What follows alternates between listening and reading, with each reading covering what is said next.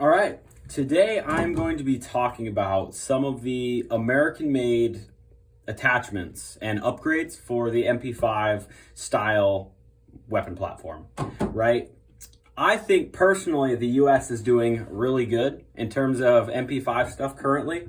I'm sporting a Magpul brace, pistol brace, right? Collapsing style. I believe these are made in Texas. Got a Magpul sling, which isn't exclusive to the MP5, but another American piece of kit there.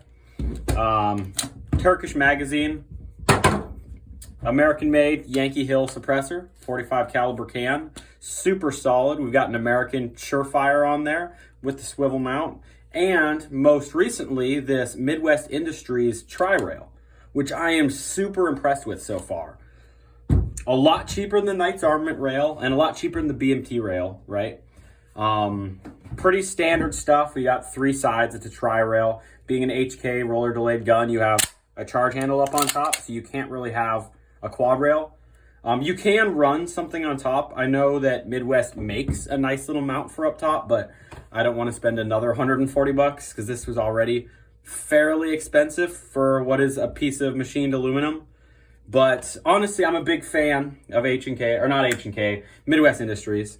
I have one of their quad rails on my AK-74, and I love it. And I thought, well, I might as well try out this new tri-rail.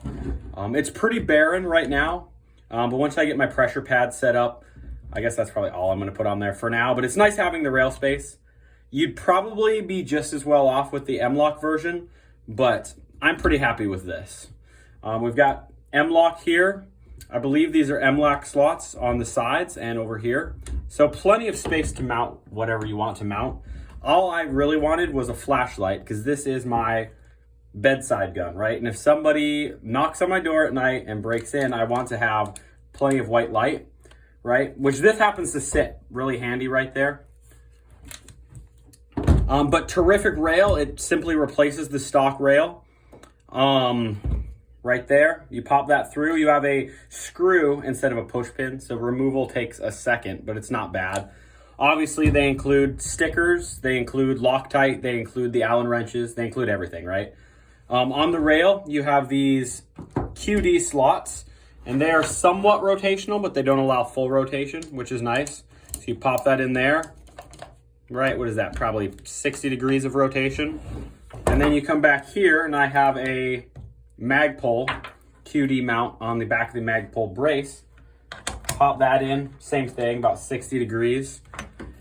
One thing I like that they did on these quad rails is they actually cut them just like the Knights Armament quad rails. So you can take your rail cover from Knights Armament, right? If you happen to have these laying around, pop them on the front, which is kind of a hassle, but not bad. It's how they are. They have a little spring. They slide forward. You can put another one on the back or bottom. They pop into those little notches and they make it look from the outside just like the Knights Armament rail. If you were looking at this online, you'd say, wow, that guy has the Knights Armament rail, but in reality, it is the Midwest Industries rail. And then obviously it slides back off, push in the tab.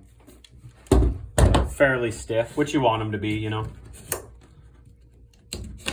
I probably won't be using these just because I'm actually using the rail real estate, but I think that's a really cool feature. The front is actually the same length as the Knights Armament, which is cool.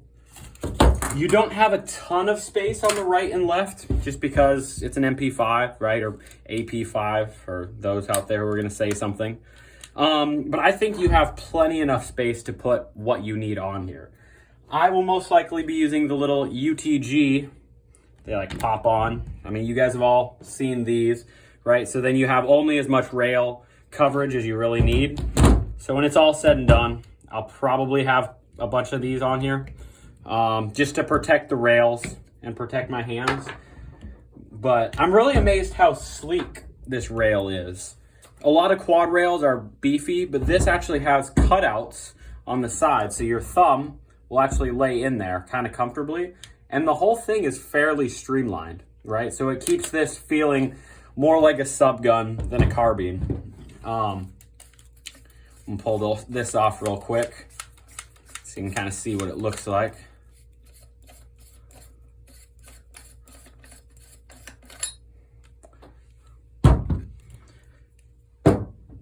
a little bit shorter.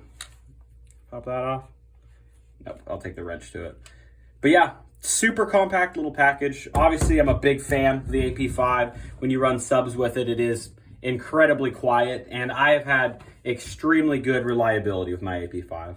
I'm going to put an optic on here, most likely a Comp M4, but we'll see what's around. Something cheap and used for sure, but these attachments really do take this from being a cool range toy and turn it into something, in my opinion, quite practical. This is something that you can throw in the trunk of your car or your back seat. It's extremely compact, extremely quiet, and especially during times of unrest. Recently, a Category 4 hurricane ravaged my area down here in southern Georgia, and it's nice to know that I have a little bit of firepower under the front seat when you're going to get gas or whatever after a natural disaster. So super cool little personal defense weapon. Midwest Industries also included a free beer koozie. So, you know, it's pretty cool. Overall, I would highly recommend this. I will be doing a video soon on the flashlight. I have a handful of flashlights I will be testing. Right now, this is my friend's Surefire that I'm borrowing. I'm going to be testing it against another Surefire and the Military Insight flashlight from the early 2000s, as well as a Streamlight HLX. So stay tuned. Sorry this was so delayed.